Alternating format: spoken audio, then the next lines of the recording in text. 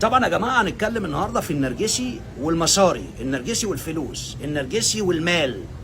بس بدايه طبعا بقول لك البيتزا النهارده ضرب نار، ضرب نار. بعشق البيتزا، لا لا حكايه، لا حكايه.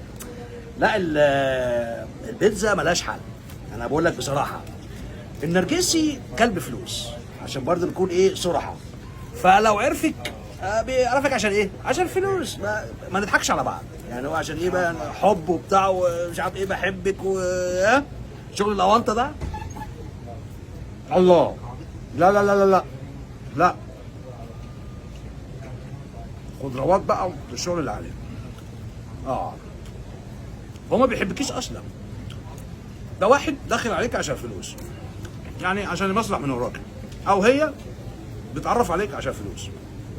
انما تقول لي حب وبتاع ما فيش. وبعدين عشان ايه نظبط الدنيا بنجيب مثلا عبد الحميد المأذون واثنين مثلا ايه شهود من على القهوه عشان نسبق القصه. الله، لا حكايه، حكايه سبايسي شويه بس حلوه. انا احب اصلا الاكل سبايسي. يبتدي ايه يقلب عليك اللعبه الخبيثه، بيخليكي ان انت تدفعي له. يعني النرجسي بيشتغلك ازاي بقى؟ تدفعي له في كل حاجه. ما هو دخل بقصه الحب، بحبك وبتاع وايدك وشعرك وبتاع حواجبك، دخل عليك ممكن يقول لك مثلا هاتي لي مثلا قميص، هاتي لي مش عارف ايه، هاتي لي بنطلون، مصلحتي. باراشوت نزل عليكي، بيقضوها اشتغالات. خد بالك مش انت بس، يعني هو لو متجوزك فلازم تعرفي ان قبلك عرف كتير قبلك بيعيشوا على النسوان. يعني هو ده شغلته، خلي بالك. وهي لو النرجسيه بتعيش على الرجاله. ده مبدأ في النرجسيين كلهم، بيعيش على غيره. فانت طبعا بتتحطي فهو بقى ايه اللي هو هعمل ايه طيب؟ ما بني ادم وسخ، فبتعيشي بقى. في منكم طبعا اللي هو يقول لك اشتري سعادتي بفلوسي. هو لا بتاع الجنس ولا نيله ولا بيعرفوا يعملوه، بيأدي. بس هو بيلعب بدماغك ان انا بحبك ومش عارف ايه وبتاع، بيخش بقصه الحب، لكن الواقع لا حب ولا نيله. بتتفاجئ بقى انه كذاب، يعرف عليك هنا وهنا وهنا. الله، وممكن يسحب منك فلوس سهل جدا. اعمل مشروع، بحبك، مالناش الا بعض، ياخد الفلوس ويهب. كلهم ايه بيشتغلوا في القصه دي، نصابين يعني.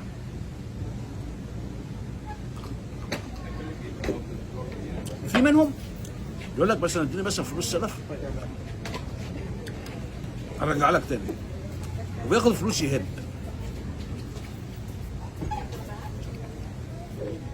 ويعمل لك بلوكات عشان انت ما بتعرفش توصل له. وبعد كده يقول لك اصل انت ايه خدت ايه بقى؟ خدت جنس.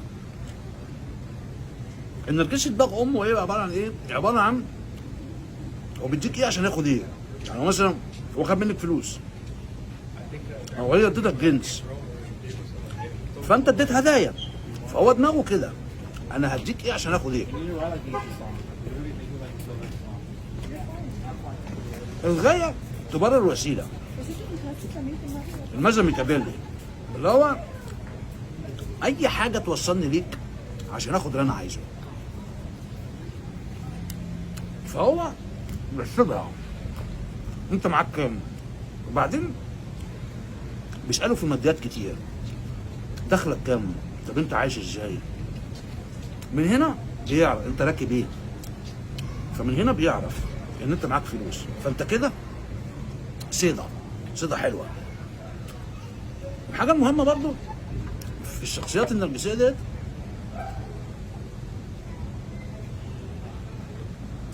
انه تلاقيه ما يقولكش اي حاجه.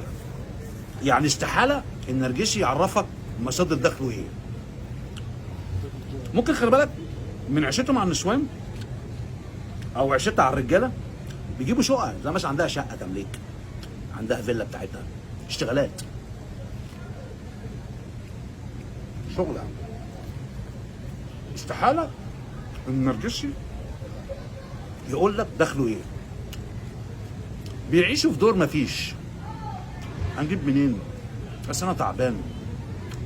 شغل خالتك شحاته، شغل شحاته، اصل مفيش، وعلى طول الشكوى، يشتكوا على طول مفيش فلوس، بس انا تعبان، بس انا مش عارف ايه، هم كلاب فلوس. فبيستعطفوك ان انت ايه؟ تقف جنبيهم تساعدهم. مش انت بس، انت وغيرك اللي في الليسته اللي جاي ايه؟ ممكن الله، لا لا لا لا لا لا لا لا لا، مع كمان الليمون، مع كمان الليمون حكايه. الليمون مع البيتزا يا جماعه حكايه. لا ضرب نار، ضرب نار. يا ساتر يا ساتر، شغل عالي قوي. لا شغل البيتزا دي عالي، مع الليمون مع شجره الخضروات بيعملوا شغل عالي. فممكن واحده تقول لك ايه، بص اصل انا حسابي في البنك صفر، معيش، مش عارف ادفع ايجار، اي قصه، اي محنو، بحيث ان انت ايه تروح ضارب في جيبك طلع الفيزا. طب انا بص بقى، اصل انا بحبك وبتاع، بص يا بنت مالكيش دعوه وبتاع. او لو راجل مع، لو ست مع راجل، طب مالكش دعوه انا هدفع لك وبتاع ومش عارف ايه. بيلعبوا على العاطفه قوي، اساتذه في ده. فهو عارف ان انت حنين، او عارف انت كمان بتمر بمشكله عاطفيه، لسه مطلقه جديد. يعني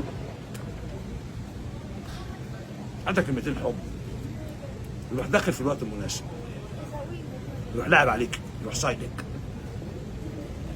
بس لازم بتعدي. لو معكيش مش هيعرفك. وهي النرجسيه تعرف ظروفك. طب انت عم مشاكل مع مراتك، طب انت متطلق، بيسالوا الاسئله دي، بيوصلوا يحللوك، بيعرفوك. صيع خلي بالك، مقضينا شوارع، بيعرفوا كتير. فبالتالي اتشعلطوا كتير، هو وهي فبدوا شغله. عشان كده كلهم نصابين. يرفع منك اي حاجه بقى اللي جاي منك، استحاله تبقى عايشه معاها، عايش معاها ولا هي عايشه معاك وتقول لك الفلوس كام. استحاله. النرجسي مش هيقول لك مصدر دخله، ممكن من كذا مصدر بيجيله فلوس، واستحاله يقول لك ان في فلوس. تبقى مثلا معاها في العلاقه الحميمه، وامبارح تقول لك مفيش فلوس، واحلى طلبات بتطلب وانت معاها في العلاقه الحميمه، بتطلب منك بقى بس انا مفيش، بس انا مش عارف ايه، طب هتجيب لي امتى؟ طب الفلوس امتى؟ وهو كذلك، احلى طلبات بتطلب في العلاقه الحميمه. طب ليه؟ هو بيعتبر ان انت اللي تدفعه له ده الثمن اللي انا بديه لك دلوقتي في العلاقه الحميمه دي، حاجه مقابل حاجه. كلهم كده، كلهم كده، هي دماغهم كده، كلهم مختلف الجنسيات، بيتكلموا اسباني، بيتكلموا ايطالي، هم كلهم كده، كلهم كده. فطبعا لو انت وقعت في الخيه، ما انت هتقع في الخيه، ما انت هتدفع، الفلوس راحت عليك يا ريس. الا اذا كان بقى في اثباتات قانونيه، يعني انت مثلا في نصب، في سرقه، لا تعرف تجيبها. وممكن في تهديدات، يعني تقول لك مش هديك فلوس، فممكن كده بقى تتجه الى القانون، محاكم. كلهم نصابين، كلهم حراميه، كلهم بلا مبدأ، كلهم علاقتك معاه علاقه مشبوهه، عشان بعد كده تقعد مع نفسك لما القصه دي تنتهي تقول ايه ده؟ انا وقعت في نصاب، وقعت في حرامي، ايه العلاقه المنيله بنيله دي؟ واتحسبت جواز عليك يا نوسه، واتحسبت جواز عليك يا ايمه، وانا مش فاضي لك اجي لك واجيب لك شويه كسكسي وزلابيا عشان انا مشغول في البيتزا ومشغول في الليمون، وده اصلا هو اهم حاجه في حياتي. نرجسيين ايه وزباله ايه؟ يرموهم في البلاعات. ارموهم في صبايح الزباله. اشكركم. معكم بروفيسور دكتور كرمانيس، استاذ اللغه الانجليزيه في الولايات المتحده الامريكيه، ونتذكر دائما knowledge is power. المعرفه قوه. كل الكلام يحلى مع البيتزا. ثانك يو. باي باي.